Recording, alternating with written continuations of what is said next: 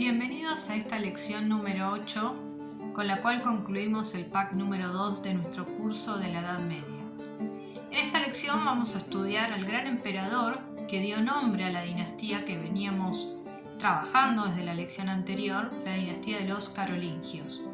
De hecho, el hijo de Pipino el Breve, el gran Carlomagno, va a ser el gran exponente, el gran líder que va a intentar unir la cultura greco-romana a la cristiandad y volver a recrear, por una manera de decirlo, lo que había sido el Imperio Romano bajo la religión cristiana. Desgraciadamente, este sueño que tuvo y que logró avanzar mucho en este proyecto no llegó a concluirse, ya que sus sucesores fueron bastante débiles y el imperio terminó partiéndose en varias fracciones que dan lugar a los reinos de la Edad Media. Ya vamos a hablar de eso. Pero bueno, quiero presentarles a Carlomagno, un poco su historia, su coronación y cómo se conformó el imperio de su época.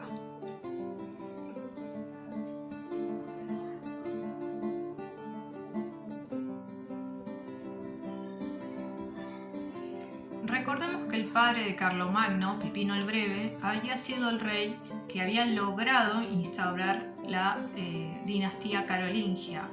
Sus antecesores eran llamados los mayordomos de palacio, eran los reyes, pero el primero que destrona al último rey merovingio y se instaura como rey con el aval del Papa es Pipino el Breve.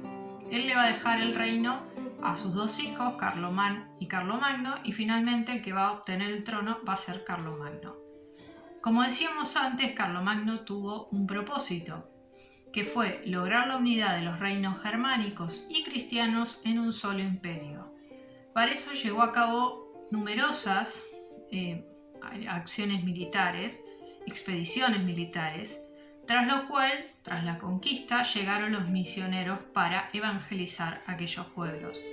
Esto fue una tarea, podríamos decir, titánica, muy colosal, pero bueno, la verdad que el empuje que él tenía y la inteligencia ayudaron a poder consolidar este sueño.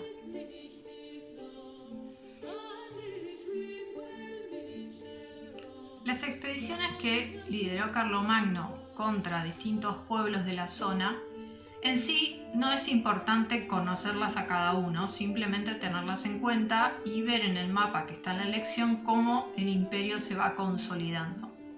Lo que tenemos que tener en cuenta, y esto es muy importante, es que a partir de la batalla de Poitiers, en la cual había sobresalido su líder, que era Carlos Martel, abuelo de Carlomagno, se había creado la marca hispánica, que era lo que impedía, la frontera que impedía que los musulmanes pasaran a Francia.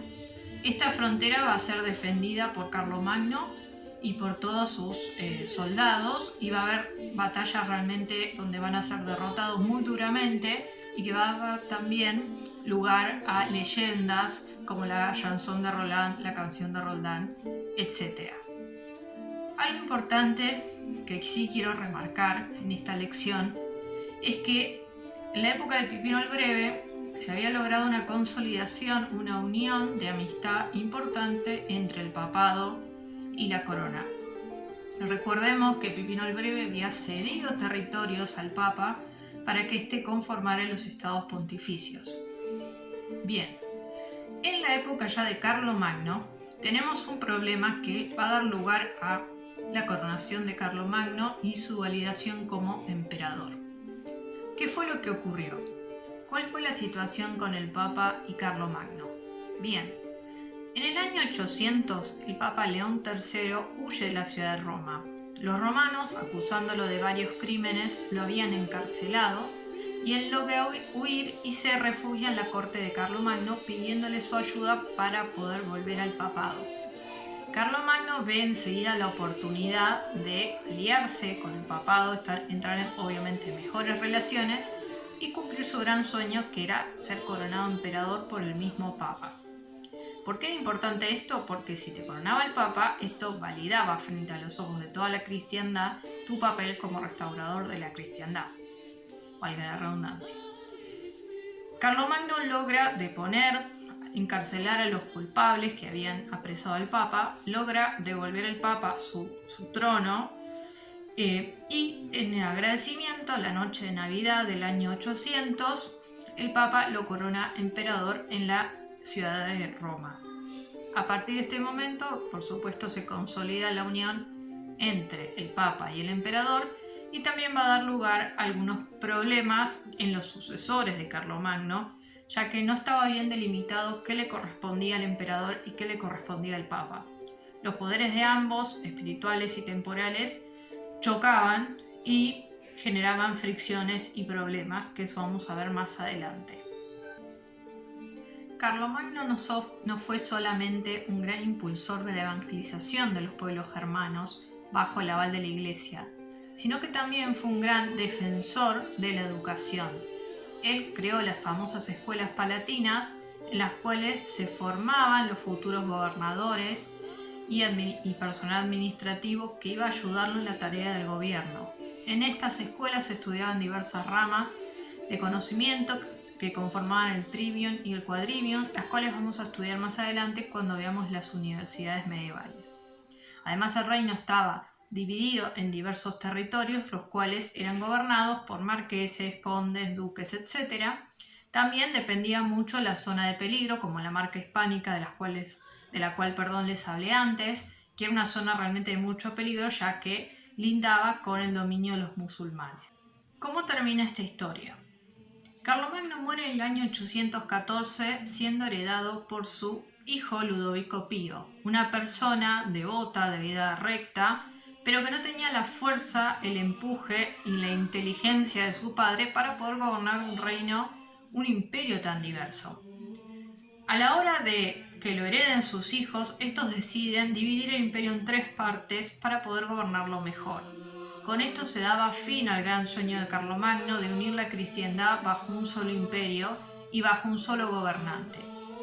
Este famoso tratado, que da lugar a los reinos de la Edad Media, conocido como el Tratado de Verdun, en el año 843, divide el reino entre Lotario, uno de los hijos de Ludovico, quedándose a cargo de Italia y de Lorena, Luis, que se queda con la parte de Germania, y Carlos con el resto de Francia y los territorios francos en España.